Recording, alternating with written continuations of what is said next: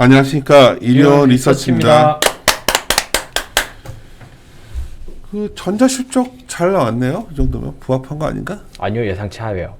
아니 내가 잘못 알았나? 구조가 나왔지 않나? 컨센서스 9.3주였고 저희 하우스 추정치 9.2조 원이었습니다. 그래. 근데 뭐 낮춰지는 고 뭐 나쁘지 않다고 하면은 나쁘지 않은 건데 어쨌든 컨센서스 내려오는 속도보다는 조금 빠르게 나왔는데. 오늘 또 자동차들 폭발하네요 오늘 완전히. 이게 되네요. 오늘 저희가 창피한 얘기 하나 할까요? 저희가 이제 작년에 자동차 콜을 많이 했었잖아요. 네네. 그래서 제가 몇 군데다가 만도를 좀 많이 얘기했었어요. 네, 저는 연말에 정말 누가 물어봐가지고 이제 좀 줄여야 되지 않아? 그랬는데 와 그리고 나서 폭발적으로 올라가지 참 할 말이 없네. 이게 만도를 워낙 좋게 봤던 기업이고 만도 모비스 뭐 이런 것들이 폭발을 이제 결국은 폭발을 하네. 이게 하도 안 가가지고 모비스가 네. 완성차 위주로 보고 이거에 대해서는 좀 약간 내가 하여튼 그러길래 그랬는데 결국 저희 미래 가치를 땡겨 쓰는 게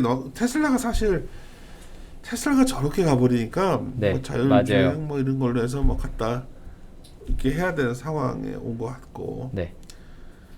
오늘 들었던 생각이 이제는 다들 이런 대형주가 너무 폭발하니까 그쪽으로 다 몰리고 나머지는 던져버리는 분위기인데 오늘 오래간만에 아침에 정홍식 우리 연구원이랑 녹음을 했는데 정홍식 연구원이 사실 아침에 컨콜이 계속 있어가지고 좀 짧게 하고 끝내기 좀 아쉬운데 거기서 이제 뭐 좀 지수가 이제 날아가겠지만 이러면 이제 또 보통 중소형주 때리고 그걸로 다 몰려드는데 때릴 때 하여튼 가치 있고 좀 괜찮은 기업들 나서 아침에 했는데 괜찮았어요 그 기억에. 그래서 좀 항상 주식이 참 예상을 넘어서는구나.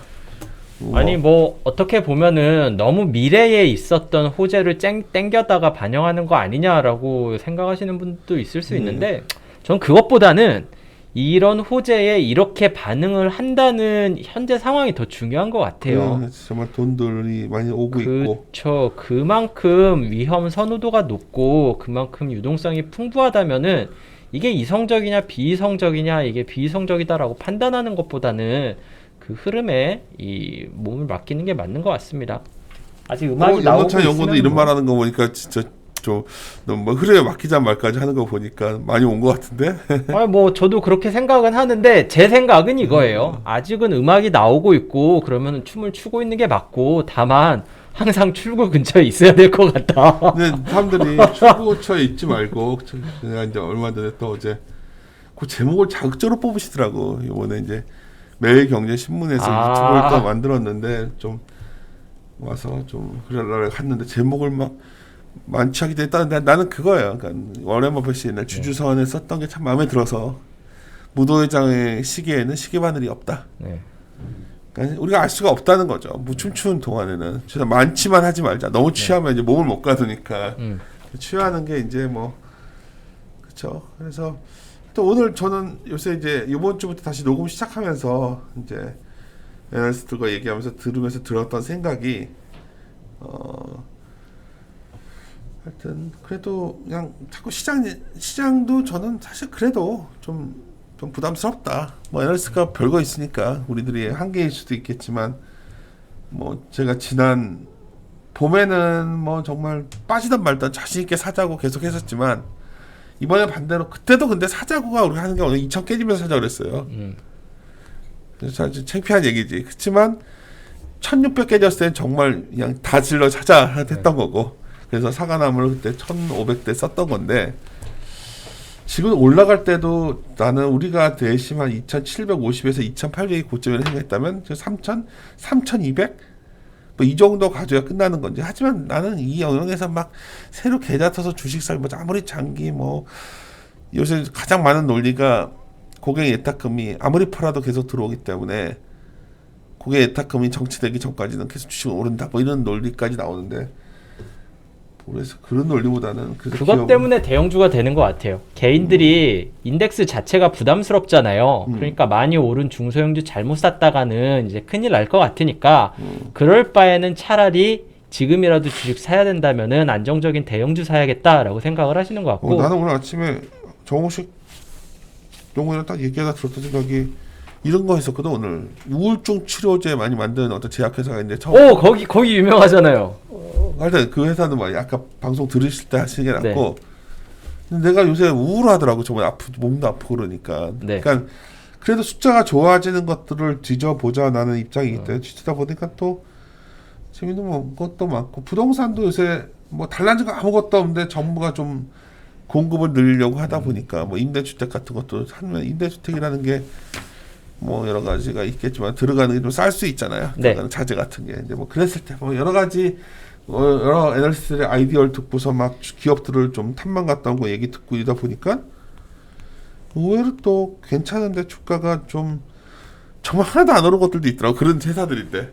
그래서 내가 야 오히려 시장이 올라가서 옆으로 가든지 뭐 조정을 받든지 그러더라도 남들은 또 이제 다 거기로 가고 있는데 나이 내가 이런 게 문제인데 또 이런 것들이 보이더라고. 그래서 아침에 좀 요새 며칠 흥미롭게 그 탐방 갔다 온 것들 얘기 좀 듣고 있는 중이에요. 여하튼 그건 그렇고 다음 주를 얘기할 텐데 이번 주의 변화가 아주 놀랍네요.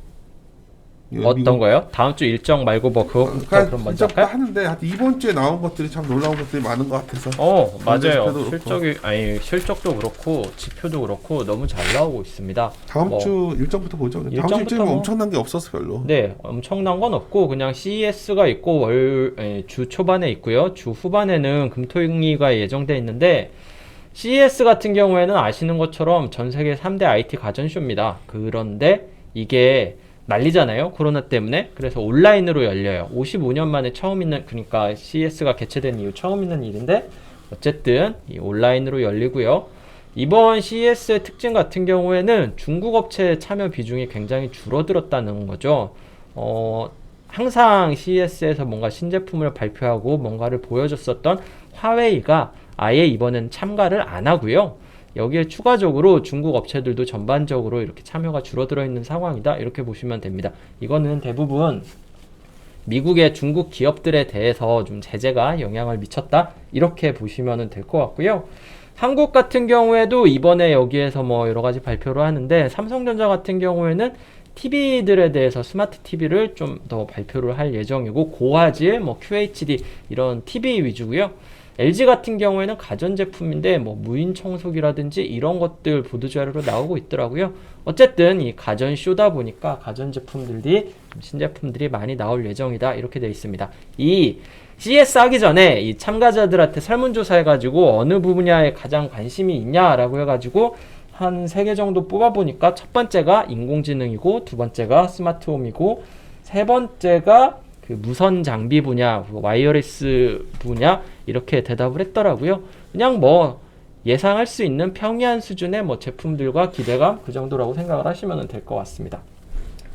두 번째로는 다음 주 말에 금통위가 예정되어 있는데 금통위 같은 경우에는 진짜 별게 없을 것 같아요. 여기서 금융통화 정책을 바꿀 수 있는 상황이 아닙니다. 지금 이 CPI가 연간 기준으로 2년 연속 1% 미만이 나왔고요. 여기에다가 경기가 좋아졌냐라고 보면 그것도 아니고 여기에다 워낙까지 강세인 상황에서 굳이 선제적으로 금리를 올릴 이유는 없거든요. 그렇기 때문에 통화정책은 좀 변하지 않을 것 같은데 최근에 그 공개시장 조작에 대한 그 정책 운용 체계를 좀 바뀌어야 되는 게 아니냐 이런 얘기가 있었는데 이게 바로 바뀔 것 같진 않고요. 그거에 대한 이야기 정도 나올 것 같다. 그게 정도가 특징적입니다. 워낙 이슈가 없기 때문에 이 정도가 특징적이다. 이렇게 말씀을 드리고 있어요.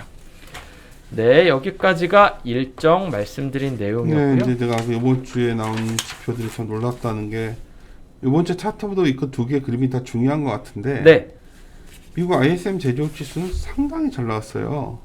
이게 블룸버그에서 이게 확진자 수가 이렇게까지 증가하고 있는데 이게 2018년 이후에 ISM 제조업 지수가 가장 좋게 나왔다. 그러니까. 이거는 굉장히 놀라운 일이다라고 블룸버그에서 평가를 했습니다.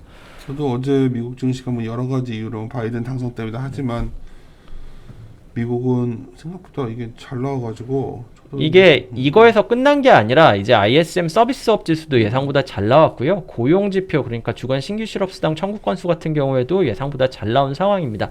내일 고용지표가 어떻게 나올지 모르겠는데 이 분위기면은 예상보다는 좀 잘 나올 것 같아요. 예상치가 지난달보다 이 신규 실업 그 비농업 신규 고용자 수가 조금 둔화될 걸로 추정치가 잡혀 있었는데 그것보다는 좀 잘 나올 수도 있지 않을까? 신규 실업수당 청구 건수 이렇게 계속 잘 나오는데 예상보다 그 실업수당 청구하는 사람들 적은데? 라는 생각을 하고 있어서 괜찮을 것 같아요. 미국은 실적도 잘 나왔고.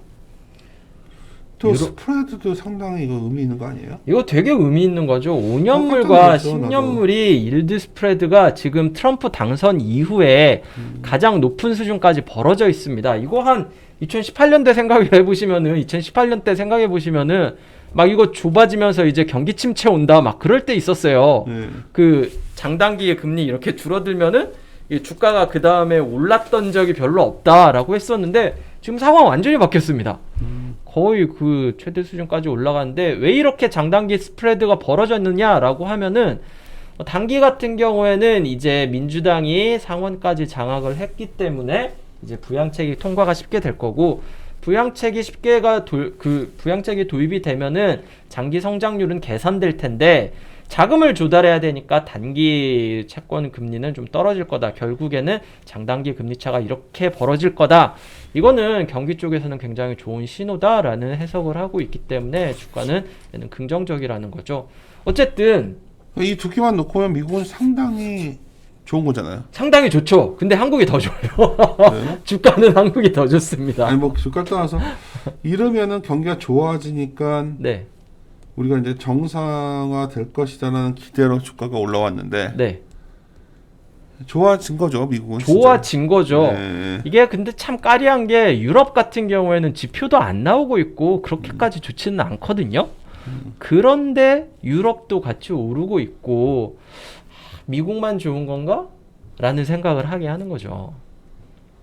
저는 상당히 이게 이번 주에 의미 있게 전 차트도 이걸 판 상황이고. 어쨌든 제가 말씀드리고 싶은 거는 지금 데이터로만 보면은 이제 실체 없이 기대감으로만 땡겨오는 건 아니라는 거죠.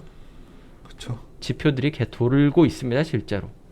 이렇게 다가오면 이제 초에 논의할 부분이고. 네. 그다음에 산업 이슈는 이거 뭐 다 이제는 조지아 결과 나와서 별로 그렇지 네, 않나? 그 결과 쪽으로 얘기해 보면은 이렇게 어떻게 시장이 반응했는지 이것만 보시면 될 것 같은데, 일단 IT 커뮤니케이션 같은 경우에는 그렇게 좋지는 못했어요. 왜냐하면 민주당이 되면은 아무래도 증세도 얘기할 수도 있고 이 IT 기업들에 대해서 커뮤니케이션 기업들에 대해서 독과점 조사를 실시할 거다 이런 우려감이 있었고요. 아까 부양책 실시할 거다라고 했으니까 당연히 인프라 투자할 거고 그렇기 때문에 소재 산업재 올라갈 거고 그 다음에 장단기 금리 차가 벌어지면은 금융업체들한테는 좋을 테니까 금융업체 강했고 라는 게 좀 달랐습니다. 어떻게 보면은 작년을 이렇게 시장을 이끌어 왔었던 게 IT 쪽이었고 경기가 안 좋다 보니까 뭐 소재 산업재라든지 수요 우려에 그 다음에 금융 쪽은 주가가 그렇게 좋지는 않았는데 바이든과 이 상원에서의 민주당 장악 이후에 시장이 조금 다른 모습을 하루 보였습니다. 다만 어저께는 또 다 올랐어요. IT 커뮤니케이션이 바로 올라가지고 이게 뭐 추세가 바뀌었다, 가치주의 시대에 진입했다라고 말씀드리기는 아직은 좀 만만치 어렵습니다. 않을 거예요. 그만큼 경기가 결국은 성장하는 곳만 성장하고 아닌 곳은 성장이 잘 안 되는 굉장히 극렬한 차별화? 네. 이건 뭐 쉽게 바뀔 것 같지는 않아가지고. 어쨌든 이게 좀 어리버리한 업종인 줄 알았는데 그런 쪽도 이 사소한 호재 어떻게 보면은 크게 이슈가 되지 않을 내용에도 이게 좋게 반응을 하고 있다는 거는 좀 볼만한 내용인 것 같아요. 실정 말씀드릴까요? 네. 이게 참 전자 앞두고서 전자 실제 컨센서가 좀 내려왔었는데 네. 오늘 나온 거 이렇게 막 좀 많이 안 나왔다 느껴요. 왜 이전에 잠깐 많이 흘렸던지 전자 실적이 생각보다 안 나올 거라는 얘기가 좀 많았었거든요. 네네네. 이게 뭐 이 정도면 거의 컨센서스 부합 아닌가? 뭐 그렇죠. 내려오고 있었던 거 생각하시면은 그런데 이게 지난 주만 하더라도 제가 봤을 때 삼성전자 영업이익 추정치가 분기 기준으로요 9.32조 원이었어요. 이번 주 초반에 체크했을 때 9.28조 원이었습니다. 이렇게 애널리스트들이 조금 낮춘 거죠. 근데 지금 나온 게 9조 원이었으니까 뭐 낮춰지는 속도 생각하면은 뭐 맞게 뭐 예상보다 안 나온 거는 맞는데 어떻게 생각해 보시면은 그래도 뭐 구조 깨질 거다라고 생각하는 사람들도 있었다면은 뭐 부합했다라고 보시는 거죠. 이게 추정치 보면은 구조 밑에도 추정하는 하우스들도 있기는 있었으니까요. 이 얘기는 뭐냐면은 컨센서스의 부합보다는 약간 언더하기는 했는데 쇼크라고 말하기는 어려운 수준? 이 정도로 보시는 것 같고 4분기 실적보다는 1분기, 2분기 개선되는 속도가 사실 시장에서는 더 관심을 많이 받았었는데 뭐 그렇게 생각하면 나쁘지 않을 것 같고 여기에다가 마이크론 실적도 예상보다 잘 나왔고 뭐 이런 거 다 합치면은 나쁘게 평가할 건 아닌 것 같습니다. 실적도 뭐 그냥 뭐 크게 벗어나고 있는 거냐 같진 않고. 네. 좀 흥미로운 게 오늘 아침 모닝미팅 때 지적하셨는데 그 13페이지와 14페이지에 있는 네. 이걸 얘기를 오늘 좀 오래간만에 해볼 것 같아요. 데이터를 네. 매주 보여줬지만 선진국과 이머징 쪽에서의 소위 PER의 레벨을 보면 네. 우리가 상당히 아시아 쪽이 이머징 아시아 태평양 쪽이 좋네요. 제일 좋습니다. 이게 PER 같은 경우에는 미국은 시장 되게 좋고 경기도 좋다라고 말씀드렸잖아요. PER이 전고점을 뚫지는 못했어요. 그냥 뭐 전고점 거의 근처까지 왔다 정도로 보시면 되고 이 선진 아시아 지역 같은 경우에는 전고점에 딱 도착해 있는 상황이고 이머징 아시아, 한국이랑 중국이랑 들어있는 이머징 아시아는 전고점을 뚫고 올라가고 있는 상황이죠.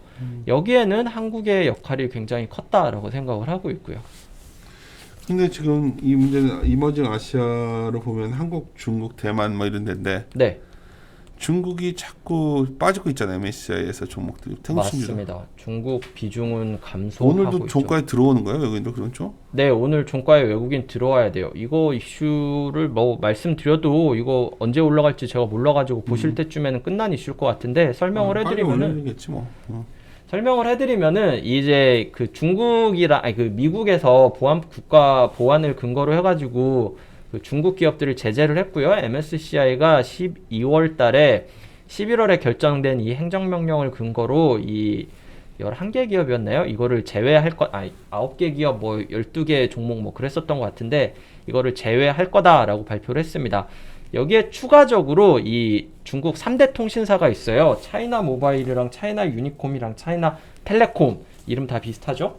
이 세 개가 뉴욕 증시에 상장돼 있었는데 NISE에서 이거를 상장 폐지를 할 거다라고 말을 했습니다. 상장 폐지라고 해가지고 아예 없어지는 건 아니고 중국 시장에서만 거래되고 뉴욕에서 거래가 안 되는 거죠. 이게 11일이에요. 그거를 앞두고 MSCI가 선제적으로 이 MSCI 지수에서 이 3개 기업을 제외하겠다라고 했는데 그게 1월 8일입니다. 오늘이죠. 그러다 보니까 이 중국 비중이 기계적으로 줄어드는 거고요. 중국 비중이 기계적으로 줄어들면은 한국 비중은 기계적으로 늘어나겠죠. 종가의 외국인 패시브 자금들이 한국 주식을 사야 되는데 제가 계산해 보면은 한 2천억 조금 안 되는 것 같아요. 기계적으로. 저번에 중국 기업들 나갈 때 계산했을 때 제가 한 2천억?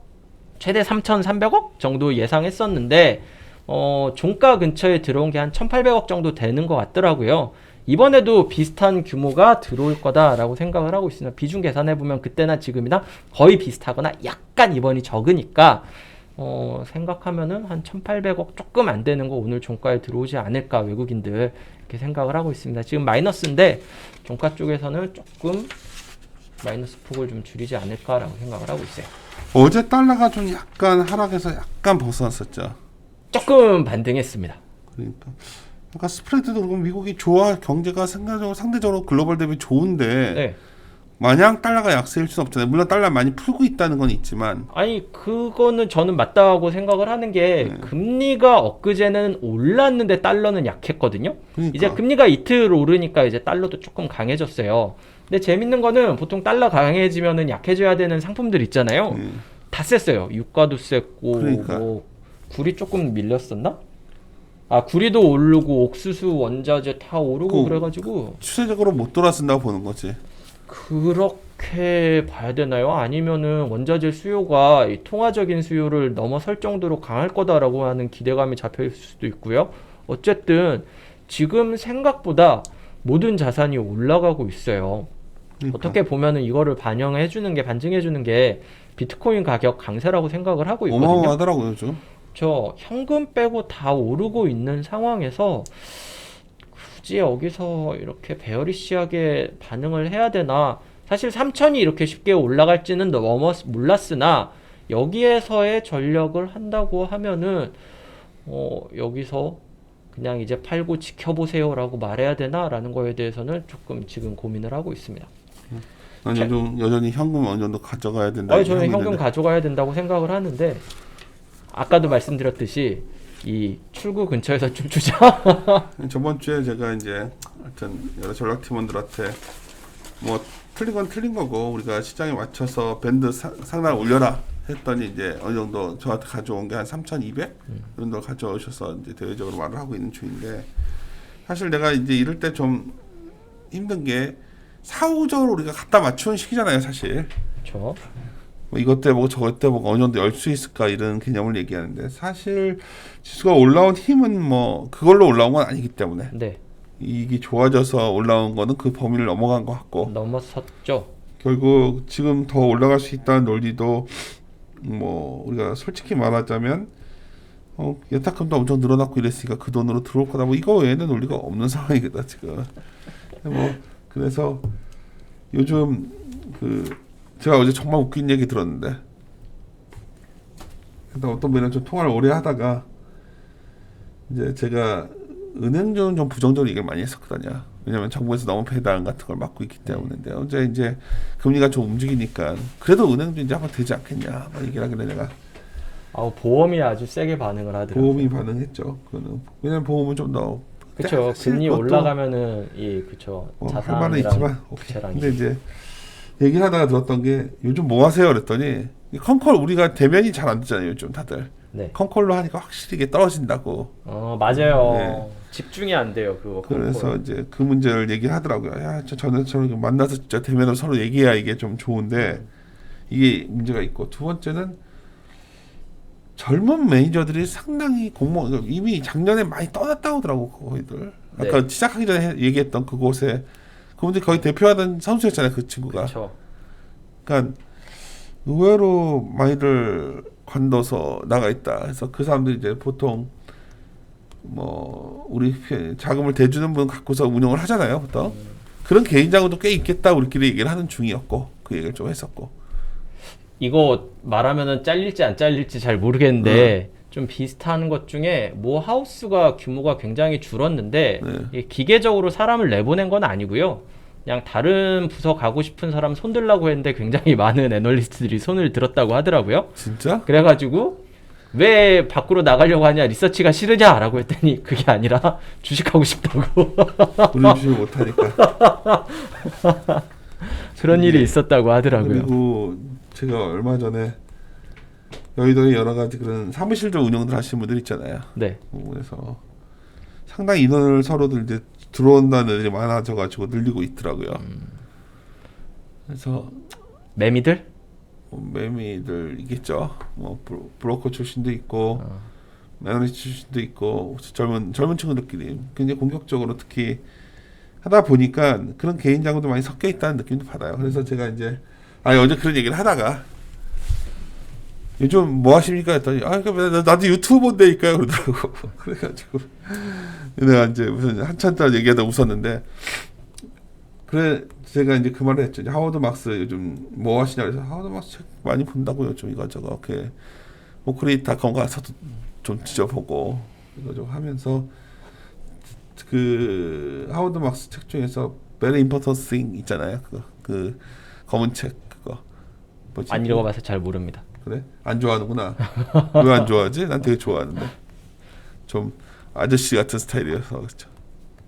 그런 거 읽으시구나. 저는 요새 좀 최근에 나온 모멘텀 전략에 대한 논문들을 읽고 있어요. 왜냐면은 이게 모멘텀이 올라가는데 뭐 주가는 잘 모르겠고 뭐 실적은 잘 모르겠고 올라가는 가속도가 있는 주식들을 개인 투자자들이 좀 좋아하는 것 같은데 그렇다면은 듀얼 모멘텀 그 책 그렇죠. 실적 모멘텀이 있고 주가 모멘텀이 있는데 가고 있는 거에 올라타는 트렌드에 팔로잉하는 그 트렌드를 추적하는 제일 게 잘 맞는 모멘텀 전략이잖아요. 굉장히 미국에서 장기한 베스트셀러였던 게 오닐, 네. How to Make Money in Stock 뭐 그런 듀얼 모멘텀 스타일들 그쵸. 실적 좋아지면서 주가 고점 넘어가는 거, 그러니까 아니면 그냥 차트만 보긴 그러니까 그런 것들이 상당히 유행을 하는 것 같아요. 근데 이제 그 모멘텀 전략의 터닝 포인트에서는 어떻게 해야 될까, 어떤 전략을 가져갈까 이런 논문들이 최근에 좀 재밌는 게 많더라고요. 그런 거 읽고 있습니다. 제가 워낙 그걸 좋아했던 사람으로서 한 가지 요즘 잘 맞으니까 아마 굉장히 흥분을 하게 하실 것 같은데 그렇게도 제가 제일 리버머 같은 소위 우리 한때 번역도 했었는데 제가 뭐 좋아하죠. 지금 어느 좋아하는데 주식 투자자의 뭐 죽음? 어느 투자가 회상인데 해상? 이랬을 때는 이제 여러 가지 고점 돌파 전략을 거기다 이제 좀 가미시킨 게 오늘 같은 사람들은 거기다 EPS가 올라가는 형태 뭐 패턴을 얘기하지만 그런 건 전 별로 안 믿기 때문에 뭐 커비드 핸들 뭐 이런 것들은 근데 이제 제가 여러 번의 사이클을 봤는데 내가 아까 막스 얘기가 이렇게 나왔는데 막스 말 중에서 제일 좋아하는 게 2차적 사고란 말이거든요. 1차적 사고라는 거는 있는 그대로 받아들이는 사람들이 있고 2차적 사고는 음모를 찾는 게 아니라 그 의미와 조건을 더 뒤져보는 방식이 있는데 2차적 방식을 선호하다 보면 근데 나름대로 몇 년간 계속 제가 상당히 그런 관점에서 시장을 많이 바라왔는데 나름대로 잘 추적해왔다 생각해왔어요. 근데 이번에 시작된 장이 만약 정말 가는 장이라면 그런 사고보다는 그냥 아까 말했던 모멘텀 스타일로 고점 돌파 쫓아가고 뭐 이런 굉장히 개인들이 들어와서 시장 분위기를 전체적으로 이렇게 바꿔놓은 것 같다는 느낌도 갖고 있을 정도예요. 그러니까 그래서 이게 뭐 옳다 그러다 좋다 나쁘다가 아니라 시장의 성격이 바뀐 거냐. 근데 항상 제가 하나 조언 드리고 싶은 거는 그 순간 막 그렇게 생각이 들다가 한 1년 지나고 보면 또 결국은 이익의 회귀에 있더라는 거죠. 그렇긴 하죠.